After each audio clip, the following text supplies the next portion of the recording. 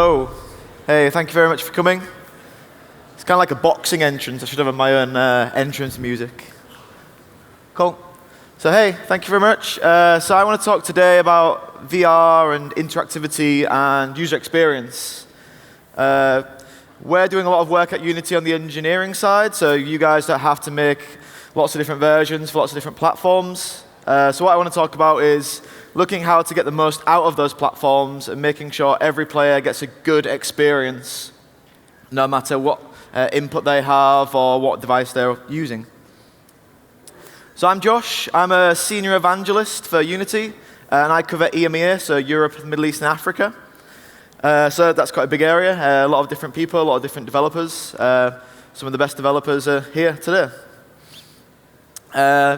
Yeah, so people like to call me Jon Snow because I'm from the north of the UK. So they tell me I know nothing. I go back to my wildling friends, things like this. So yes, it's the year of VR. Isn't it beautiful? That's exactly what we all look like when we're wearing headsets. It's not a pretty sight. But I don't think it's necessarily the year of VR for consumers. It's probably more the year of VR for developers and for us to understand what we need to do to make consumers buy the products, to make them buy the hardware, to buy the software. So like I love Pokemon, so I buy a 3DS just to buy Pokemon. So people will be buying headsets just to play your games on that have them out on display. So yeah, this is what I'm here to say, is you guys, developers, can shape the future. And it's a brand new medium. So anybody who's made games before and has been successful, you literally have no power here because everything is new. Everything needs to be thought through. Everything needs to be rewritten. So something might have worked on mobile or it might have worked on console. Doesn't mean it's going to work in VR. So yeah, so interactivity. What do we mean by interactivity? It's a two-way flow of information. So when we do something, we expect something back. If we click on a button, we expect something to happen. If I kick someone in the face, I expect something to happen. So when we look at our five senses, see, it's the most obvious one. It's what we do all the time. It's what we do for 2D, 3D, any other game. Hear, touch, taste, and smell. And for this, we can remove those because we don't need them. Whoops. But touch is the one thing what's very, very different to what we're used to. We see and we hear, we play games, we use a controller most of the time, or we use our phone. There's a big difference from how we play those mediums to how we're going to do things with VR. So see, it's pretty easy to do, but it's very effective. The player or world doesn't necessarily need to move around. They just stand there, they put a headset on, and they do this. A stereoscopic view, even static images work, and realistically, every VR platform is the same. Everyone has 3 degrees, you just move around, you can move around for full 360, and it kind of gives you that wow factor. So in Unity, we can just go in and we can make an example to give people that wow factor. And all I've got here is I just implemented the Google Cardboard SDK, loaded in a cube map, and I can just move around. And to us as developers who have used VR and played some crazy, crazy games, this is nothing interesting at all. But if we give this to a grandma or somebody who's not involved with any games at all, I give it to my housemates and like, wow, this is unbelievably amazing. I just put on a Gear VR, give it to them and said, wow, I can't believe how amazing this is. I can't believe I can move around full 360. Those are the consumers that we are aiming towards. We're not aiming to other developers as such. We're trying to get them and the wow factor. With this, so we can just go in and we can just change whichever we want. So we can just say, I want to do it the Milky Way now. Then now we can move around and we can look into space. Again, it's nothing interesting to us. We've seen this years ago when we could do this, the first Google Cardboards. But now, giving this to consumers and creating that wow factor, it's really easy to do, but plenty of people still haven't experienced it.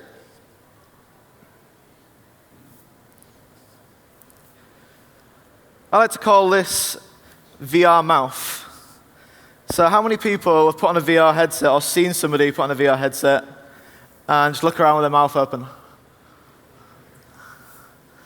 Everybody does it.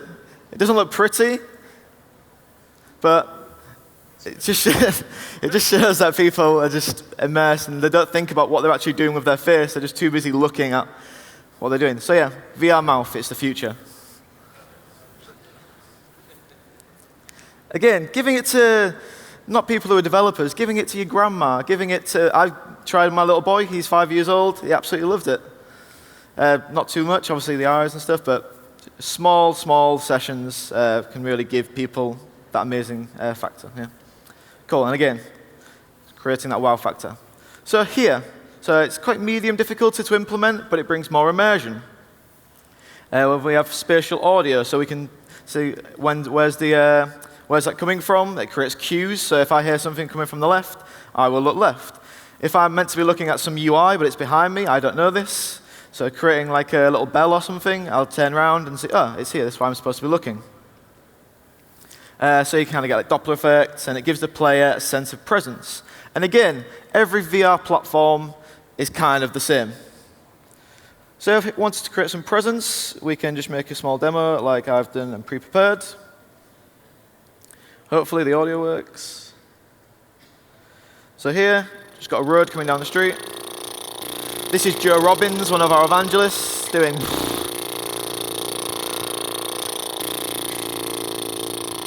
And if I was wearing headphones, my VR headset, I'd be able to move around and I would be able to hear where the cars are coming from. I'd hear it from the left, so I'd look left, and as soon as it passes me, it would move across. And it gets the presence that I'm actually on the road, the car's moving and going past me. And a little extra.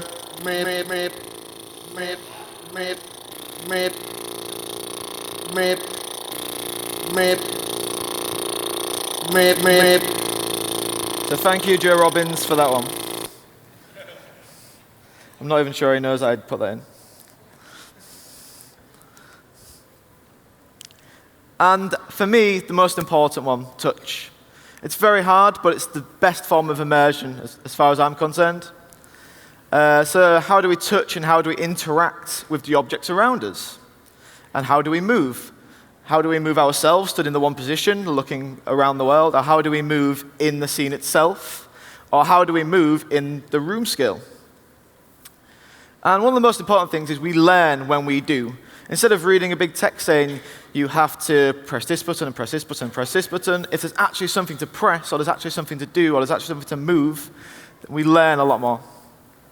And this is where it's hard. It's different on every VR platform. So if we look at ways to touch, we've got Gears with mobile VR. Well, Gears is obviously for everyone, but that's their only form of input. One button input for Cardboard or Gear VR. Controllers, so with the Oculus and PSVR. Gestures, such as the leap motion. And like the movement tracking with the Vive or with the Oculus and PlayStation Move. So these are all very, very, very hard to do cross-platform. So we need to think, what is like the lowest common denominator, or what do we want to make the most accessible for people, or what have I got that I can get my hands on just to test and try? So yeah, there's a visual representation of what we have. So the first thing, and everyone will need this because that's the whole point of VR, I guess, is gears.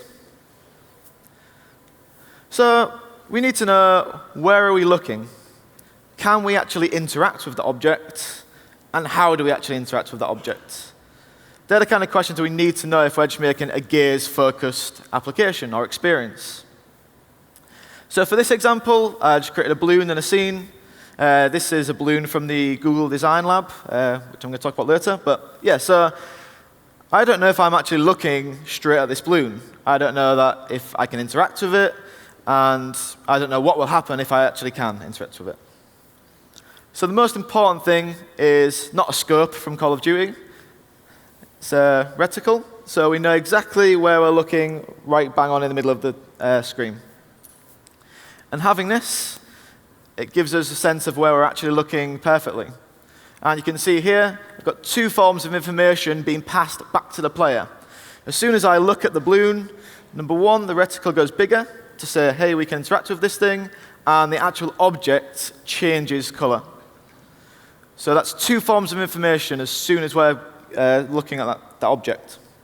And that's really key, because I mean, how many times have you guys played maybe a point-and-click adventure game, not knowing where to go next, and just clicked on every single pixel of the screen going up and down like this, because you don't know where to click? So if you actually could see the objects that you can interact with, it helps the player a lot. For gaze-focused interactions, we could have like a bar filler. So if I look at this desk and the reticle starts filling up, I know that I'm interacting with this, and once it reaches 100%, then it will do something. So we've answered our questions. Where? It's the center of focus, where the reticle is. Can we change, can we interact, sorry? So yeah, we can interact because we've changed reticle size and the object color. And how? So with gaze, it's for the length of time it needs to fill up the center. But then can we also have passive interactions? Can we do something and it causes something else to interact? And probably 90 to 95% of all VR experiences I've seen are first person. So is it really one view to rule them all as such? I don't think so. I think it's also good having like a God view or a third person game. So I want to show you really quickly one little example that I made. There we go. So this dinosaur here, this really cute little low poly dinosaur, is being moved by my gaze. So wherever I'm looking, it's going to move to that area. So I'm not directly interacting with the dinosaur. I'm getting it to move to wherever I'm gazing. Look at its cute little butt as well.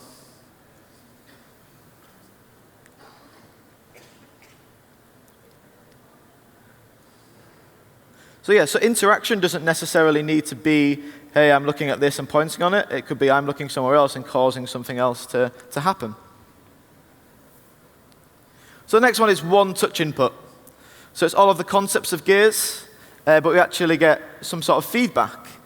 No accidental interactivity, and it's versatile and accessible.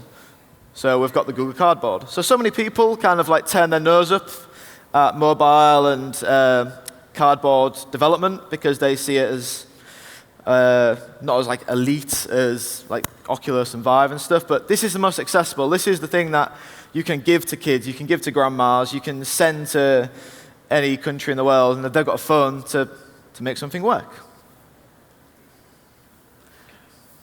So again, we're asking ourselves where, and it's going to be the center focus.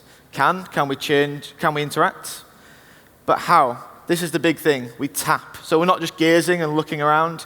Somebody actually has to raise their hand and tap or pull down on the Google Cardboard or the Gear VR. And that's, again, that's an interaction that the person is doing, and they're going to remember that the next time because they learn when they do. So the next one is controllers. For me, I don't really like it too much, but again, this talk is, you don't have to listen to it, you don't have to go in and believe everything that I've said, because nobody's written the exact formula, or nobody knows exactly how consumers are going to take it. So for gamers, it's familiar input. I could put on a headset and I know where everything is on that controller, I know where every button, I know where all the analogs are, everything. But then also it's unfamiliar, because there's a lot of people that are not used to controllers. If I give that to my mum, she had no idea where the X button is. So if we're trying to aim at existing gamers, then that's great. But if we're trying to put it towards non-gamers and people who just want to experience VR, then that's very hard for them to get used to. It's got a lot of buttons, and it's up to personal opinion, but would you say it's immersive? Holding a controller and looking through, it's kind of a mismatch for me. And I guess a lot of people, when they sit down, it's a sit and play experience, where I kind of see VR as a standing, moving around experience. Again, it's very subjective, but Lucky Tales is quite a good example of this. Also a good example of the third-person view. So you don't play as a little fox guy. You act like a god view and moving them around. But again, this is the kind of experience where it's great for gamers because it's got the same elements, platform, controllers, They can look around. But as a non-gamer, for some people, they won't be able to get used to this. Gestures. So it adds a lot of movement. It's great. But it's also add-ons to the hardware. They've not got that natively integrated. It does bring a lot of greater immersion because people are doing and moving and learning all at the same time. But again, the hardwares and the manufacturers are not going for that yet. They're going for their own controller-based. For me, gestures are great with the Leap Motion example, but you've not actually got something in your hand. You've not got something in your grasp, and that's physical. You're just moving around and waving. And tracking. It's a lot of movement. Different fields of view depending on the tracking system. So for the Oculus example, it's got one camera. The Vive has two, so you've got the greater field of view. And it brings more immersion because people are moving around in that space, doing a lot of interacting with their hands and moving physical controllers, so you've actually got something grasped in your hand, and physical and haptic feedbacks with vibration. So here's the example. So the Oculus, you've got one camera here, and it's got maybe 60 degrees field of view. The Vive, they've got two cameras in the corner, and you can move around full 360. There's no occlusion. So people are actually developing their games for both systems at the same time, but changing their design for how the camera systems are set up. So Job Simulator, for example, they build 3 versions of each level at 3 different sizes, so 9 different levels. They've got 3 levels because they've got 3 different examples because they've got PSVR, Oculus, and Vive. And then they've got 3 different sizes for 3 different room scales. So they have to change their levels. So on the Oculus version, their counter is here. On the PSVR example, it moves around a bit more because it's got 2 cameras. And for the Vive, you can move full 360, move around, and do things in every single angle. So it's something to think about. It's thinking, what are the limitations of this hardware? Can I make it so it's cross-platform, and can I make it available to everyone so they can experience the same things? So when we've just got a normal head tracked display, we've got 3 degrees of freedom, X, Y, Z, rotation. But then when we've got tracking, we've got 6 degrees of freedom, orientation, and positional tracking. Again, it's giving that player the choices of what they want to do. 3 degrees is a lot more accessible because it's just a small headset, no setup time. 6 degrees is maybe more immersive, but less accessible. So it's kind of a fine balance. So I'm sure plenty of people have seen this image before about user experience and design. And it's all about feedback. Every person in this room, well, put your hand up who have actually tried some sort of VR headset? Okay, so maybe 80%. And who's felt ill from one of those experiences? Yeah, so maybe 60, 70%. I certainly have, especially when it was the DK1 and someone put me in a roller coaster demo, my first ever time. I did not feel well. After that, I feel okay. So yeah, so it's all about getting the feedback from the players, understanding their experience, rather than what you originally think you designed it for. So again, talking about that wow factor. For the wow factor, you need to keep it simple. A lot of people are trying, like, oh yeah, I've got this amazing idea where you have to do a roll and then start doing Power Ranger flips and stuff like this. Consumers are not going to be able to do this. Consumers are not going to think, oh, that's a bit too crazy. It's not really accessible for most people. Again, we think about ourselves too much. I think about what would I love, what would I want to create, but not a lot of people would be able to move around and love the kind of things I do. I want to think of the players and all of the people that I want to reach. So yeah, this is I forgot to put this a few slides back, but again, this is talking about elitist VR people who look down upon the accessible mobile headsets. Because this is one of the most awesome things, getting people, getting kids, getting non-gamers into virtual reality. It's not really a game. It's not really a game. I class it as an experience. And this just shows how accessible and how versatile it can be. Just somebody just chilling, having a great time in virtual reality on the African plains. So if we look at immersion, for me, when I'm more interactive and when I'm moving and I get to do lots of things, I'm more immersed. But then on the other side of it, is that accessible? Yes, I've got a Vive because I work for Unity and we've managed to get one, which is great. But how many people have a high-end PC, have a Vive, have a room size big enough? Not a lot of people. So anytime I would make a Vive demo or an Oculus demo or something high-end, I would also make something smaller, something more accessible for somebody, school kids, people in third world countries to be accessible. So make it beautiful and slow it down. If we go into a game of Battlefront or Call of Duty, or I'm playing Star Wars Battlefront at the minute, so there's some amazing scenes. But we get dropped in and we run off straight away and try to shoot people. If we was in that same scene in a virtual reality experience, we would be moving around like 20 times slower. We'd be like if I was in The Witcher, for example, I'd be moving up like, oh, look at this grass, it looks amazing. And we'd be moving around really, really slowly, having a look around. I remember when I first played Red Dead Redemption, and I just walked around and just looked at the eagles flying for ages. We would do this same thing in virtual reality. So just slow it down. Don't force the player to hurry up through like spaces in your game.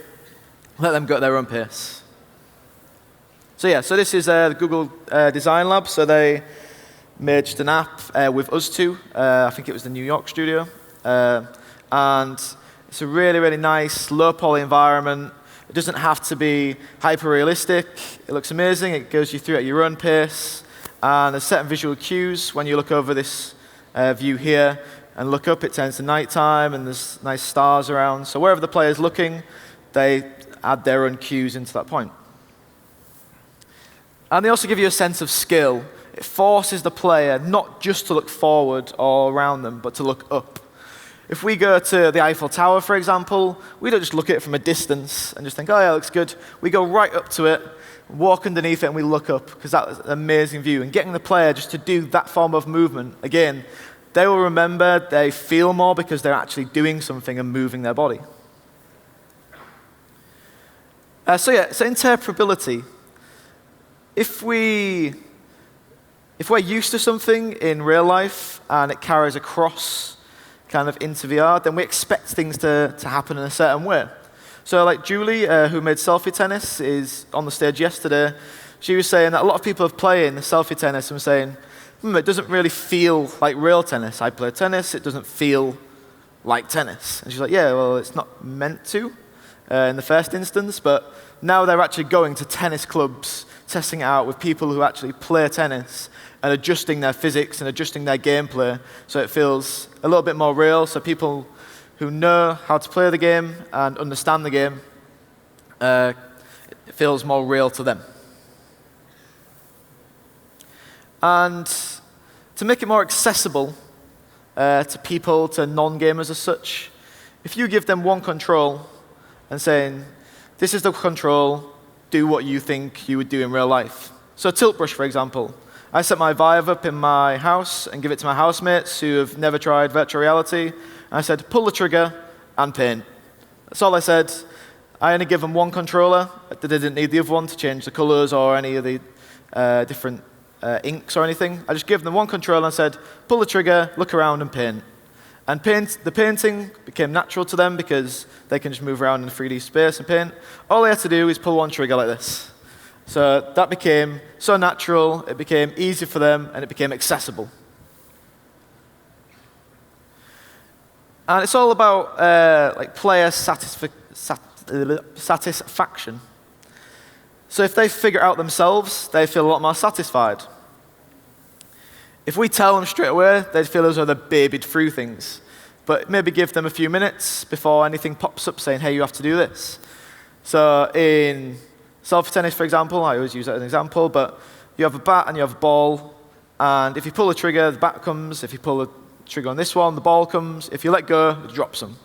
It doesn't say keep your finger on the trigger anywhere. People just learn this because they pull the triggers and they just keep dropping bats and balls everywhere until they realize, hey, I have to hold them down, and I keep both of them in my hands. So it's about the player learning, and they feel a lot more satisfied when they've learned what's actually happening, and they've learned by doing and then they remember because they've learned by doing it. So yeah. And movement comes under a lot of things. A lot of people say, obviously, the number one rule of VR is don't move the player without them knowing. That's what everybody says, I guess. But movement can be a lot of things. Movement can be moving the player in the virtual experience. Movement can be just forcing them to turn around with just a normal VR headset. Or movement can be making them move around the full room scale. So Unseen Diplomacy, they use the full 3 by 4 meters, and they have to duck and weave and dodge. It's not dodgeball, but it's like lasers going around, and they have to do like a James Bond kind of like assault course thing. It's pretty crazy. So if we look at the number one golden rule, no acceleration and deacceleration, or perceived acceleration with the player. But again, it's always about making them do something. If you're just making a walking simulator, then yeah, that's fine. It might look amazingly beautiful, but if they're just walking in a straight line and pressing, yep, go forward, go forward, go forward, go forward, that's not fun for them. They might be just doing this, but they don't remember. So getting them to go around the corner or getting them to turn around and then try around again, they're learning because they're doing, and they're getting a full movement effect. And this is a big one as well, actually. A lot of people don't realize, but when you're making people move too much, you can have fatigue. So if you're playing a crazy football Vive area game, or if you're playing tennis, or if you're crawling around on the floor on budget cuts, people can actually get fatigued. So it's kind of, I guess one of the big things was when the Wii first came out, and everyone was really up for it, and they was playing tennis, smashing it like this. And then they realized that they can just sit on the couch with a big bag of chips and just go like this. So it's finding that balance between making them move and feeling the experience of the immersion and fatigue. So be careful of your player sessions and think, actually, people are not going to play this for 2 hours, even though I really want them to, because they're going to be absolutely knackered. Maybe have 5-minute sessions where the levels are broken up and they can have rest points. So psychological comfort. This is obviously where players feel sick or dizzy or motion sickness. And I can't remember what I put in my notes, so I'm going to pop over here and see. So yeah, it's about maintaining a stable horizon line to avoid moving and accelerating. But this can be a big effect as well of discomfort, environmental comfort. So we can have things like claustrophobia, how high the player is. So if I'm 5'11", so in Unity units I would be like 1.7 because every one unit is a meter. If I'm playing a game and I'm 20 foot tall and I'm just walking down the street, I'm going to feel immense discomfort because I look down and I'm really high and I'm just like, whoa, this feels really strange. Or if I'm playing as a character who's 2 foot and I'm walking around, I'm going to feel, again, discomfort and disorientated by looking at the world, thinking, wow, this is quite strange for me because I know how tall I am in the real world and I'm not that tall in the virtual world. So giving the player maybe the option to say how tall they are, if they're sitting or standing, because there's going to be different experiences depending on the game. Giving them that kind of input so they can say, this is my comfort zone, and this is where I'd like to be. Again, big or small spaces like claustrophobia, or even one of my housemates had a problem in Tilt Brush where you can change the full theme and using space, and you had no dedicated floor. It was just stars everywhere. And again, they felt strange from that. So it's about giving them the option so they can feel comfortable in that environment. And UI is a big one, really. We've got things in Unity like world space and considering depth, click interactions, and gaze interactions. So how are we going to actually interact with the user interface in that world space? So again, it's giving the player some form of input saying how comfortable is the text away from you, or they can walk up to it or move away. So in a world space VR, I guess, room scale, sorry, I can move up to this and move closer and see, hey, this says Unite Europe or hashtag Unite Europe. But if my eyes have got, everyone's different, so I'd have to move away. Or if it was just a screen right in front of you, you could say, in your settings, the player could say, hey, I like it 3 units away from me, or I like it 8 units away from me. Give players that choice. So this is like a traditional UI on any game, I guess. You imagine, no matter how cool Tony Stark looks here, that being in your face. It would be terrible. It would be information overload. It distracts us from what's actually happening in the game. We don't really want it. So an amazing experience is when they did ages ago was Dead Space, when they actually put the health on the back of the character. We've got kind of cockpit UI, so you don't actually have to look at it. You just got information. And I guess you can kind of make it Minority Report style, where the UI is actually in the world, and you have to move to see where it is and interact with it. Pamela did this, so it gives you more immersion. So you imagine having a controller in your hand, moving up, and you can actually see the UI here in the world, rather than just seeing it on a screen somewhere. Can you imagine looking up and right all the time to try find the health or the ammo or things like this? And this is even the Oculus home screen on the Gear VR. It's in world space. I could turn around and just look at something different if I wanted to. But no, it's there. It's kind of like cinema-esque. You guys are kind of looking at me. You can turn around and look at the wall if you want. I admit I'm not that pretty, so feel free to do that. We did this for our VR samples. So these are all curved meshes with UI on them. You stand in the middle, and you can move around, and everything seems to be focused on you because it's all curved towards the central player. So this kind of view where people like field of vision kind of focuses on. So they're not going to want to look into the top left or right. They want to focus on the middle. They want to say, actually, I want to interact with this. I want to move over now, and then I'll interact with this and read this. But you don't even necessarily need UI in VR experiences. Fantastic contraption, for example, your inventory is the cat. You can leave the cat in the corner, or you can get it to follow you. But if I want something, if I want to get some wheels or an extension, I move over to the cat, I go to my inventory, and I pick it up. And again, if I want to go to my menu system, I go grab like the astronaut helmet, I put it on, and then I'm in a different world where I can see my levels, I can see my contraptions, and I can see a lot of other crazy, weird shit. But that's an amazing game. But yeah, so you don't really necessarily need UI in those experiences. Just think about our actual real world and where things are that we read them. We have to actually walk up to them. If I want to see this, I would walk up to this so that I can see it properly, and then move away again, so it's not in my face. So I'm going to say it again, and I'm going to keep saying it. All of you developers can shape the future. You can write the rules of what VR is going to be.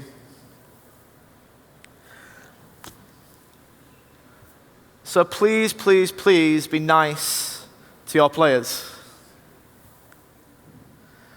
How many people's first experience with virtual reality was a roller coaster demo? Yeah, that's a good like 20%. They are bad, bad things.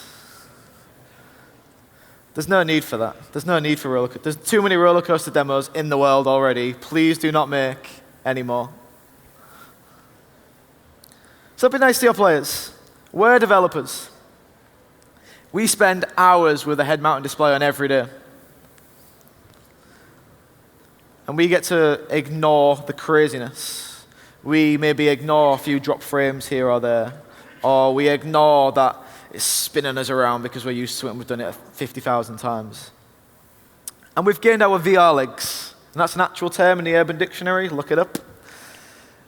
So we've spent hours and hours and hours. We've tested our own games. It's kind of like when you're making a game and you're really good at it, and then you give it to someone else and they're terrible, and you're like, oops, I've made it too hard because I'm too good at it. I spend maybe 3 or 4 hours making a demo for like an Oculus demo, for example. Put it on for 10 minutes, test it out, change it, take it off, and keep going on and off all day. So I've maybe spent 2 hours in that 4-hour session with the head-mounted display on. I know what's meant to be real, what's not real. But developers are not. Players are not. Players are fresh, young, innocent brains. Kind of like freshers when they go to university and they're like, yeah, we're going to have a great time. And then the second week, they're like dying because they actually have to work. So they're expecting it to be real. They want to be immersed. They want to be in VR. So you don't need to traumatize them too early. Feel free to do that further along the way when they choose to, but let them have that wow factor, that short experience that gets them into it. Because a lot of people, I guess, when they've tried that roller coaster demo for the first time on a DK1, was very skeptical about going back and trying anything else. So yeah, so everybody is different, and try it on as many different people as possible. Don't just try it on people in your studio, or people who you live with, or just your housemates. Because them kind of people might be the same. Whoops. Test it on your grandma. Test it on your child. I did nearly make my little boy walk into a wall because I set the boundary a bit wrong on my Vive. But he's okay. Maybe, I don't know. So test it on different people. Go to different conferences and try it on as many people as possible and get their feedback. What's good, what's not. Some people might be fine going downstairs on an experience. People might be terrible going upstairs. Some people might find it horrible to look up at a skyscraper, or some people might get really scared when there's an edge like this, so when they look over it. Everybody's different, and it's up to us to try find out how to make our experience as good as it can be. And if you can't actually get feedback straight away to them, put things like heat maps in your games. Maybe seen in the keynote or the analytics sessions, we've got an amazing heat map feature with our analytics. And what I do for my VR demos is every so many seconds I get their position and where they're looking in the world. So I might be trying to get their attention over here, but they keep looking at something else. I don't know where they're looking because I'm not with them. They're just trying at home with their headsets. So if I got my heat map analytics on and I see that 80% of my players are looking this way, but they're meant to be looking over here, maybe I need to put in a visual cue, or maybe I need to put in some audio to say, like a little jingle saying, hey, you have to actually look over here. So then it makes them look over there. And one of the biggest things people say is VR isn't social. It's a one-person thing. They put on the headset, it's fine, and they do their thing, whatever they're doing. But I disagree. So you can either have virtual social, so you're in this virtual world, interacting with different people all over the world, and you can see their avatars, and you can talk to them. But then social as in people in the room having a good time, having a few beers, watching that person play the game. So we do this all the time at my house. We do this all the time at our office in Brighton. We all watch different people play, and then we take it in turns to play Space Pirate Trainer, or we take it in turns to people whacking our lockers by accident when we're playing selfie tennis, or rolling around on the floor playing budget cuts, or people with their VR mouth open like this, looking at anything, because everybody does it. And you're all going to say that you don't, but I've probably seen most of you that do. And obviously, like the PSVR with the social screen. So people can do stuff on the TV while you're looking at different things on your headset. And it's a very corny picture, I agree. But it kind of gets my point across that it can be fun. So VR doesn't have to be that one-person experience. It can be things that we all watch, and we watch people do, and we watch it on the big screen while they're taking part in that world. So kind of some closing remarks. Think about the players, not as you as developer, not as you as that person who's spent a long time in virtual reality, not you as that person who testing it just on your friends. Think about every player that you could possibly get hold of your experience or your game. How accessible do you want to be? Do you want to be accessible on the mobile and Google Cardboard level, or do you want to have the full immersion, room scale VR with controllers and tracking and high-end PC? Are you using all of the senses, obviously not touch and taste, or you can do if you want, to the best ability? Are you adding in 3D spatial audio? Are you having cues? Are you seeing where the player is looking? Does it have that wow factor? Remember that people are still experiencing it for the first time. Plenty of people have played mobile games, plenty of people have played console, PC for years and years and years. I still go to conferences where game developers have still not experienced VR, so consumers are even further behind. So it needs to have that initial wow factor. And last of all, break everything that we know about games. Just try anything you want. See if it works, get feedback. You don't have to listen to anything that I've said today. Just try something new, try something awesome, because you guys are going to shape the future. And yeah, just have a great time like this guy with Virtual Boy on. Because anything could go, anything could get some good movement, anything could get people excited and have that amazing wow moment. Thank you very much.